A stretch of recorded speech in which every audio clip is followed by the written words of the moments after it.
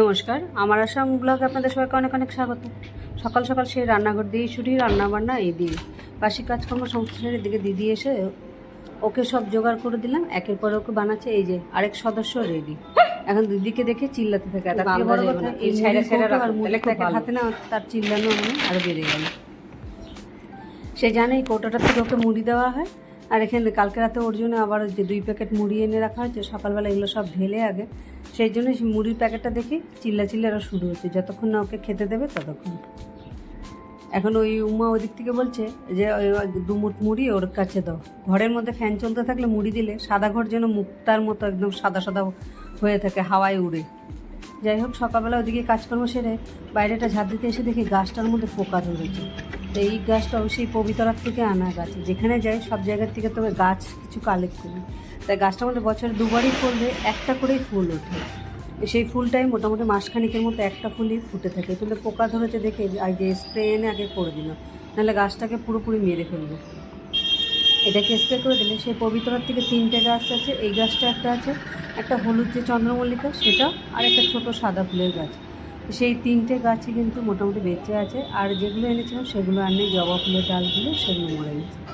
আর একটা ভালো জবা ফুলের গাছ তো সেই পোকা লেগেই মরে গেল। এখন 2টো গাছে, এই বালতির মধ্যে একটা আর এইদিকে আরেকটা গাছ গেল সপ্তাহে এগুলোতে ওষুধ দিয়েছি।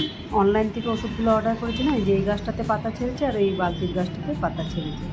দেখি গাছ দুটো ভালো হয়ে গেছে। আর কদিন আগে ওষুধটা আনলে তাহলে আরেকটা গাছ মরে গেল, সেটা হয়তো মরতো না, বেঁচেই থাকতো। সকালবেলা ভিজিয়ে রেখেছিলাম সাবু। তার ফেসবুক খুললেই দেখছি সব এখানে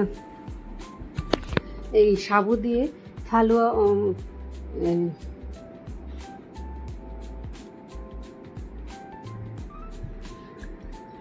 এই ম্যাঙ্গো ডেজার্ট সমস্ত কিছু একটার পর একটা হচ্ছে। ফেসবুক খুলে যখন দেখতেই পাই, তাই আমিও এখানে রেডি করে সকালবেলা সাবু ভিজিয়ে রেখেছিলাম। আর এখানে দুধ দিয়ে আম আর একটু চিনি দিয়ে ভালো করে গ্রাইন্ড করে নিলাম।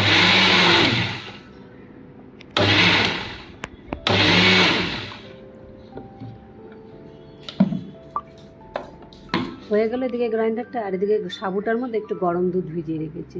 আর এখন সেই ফালুদার সমস্ত কিছু রেডি করব।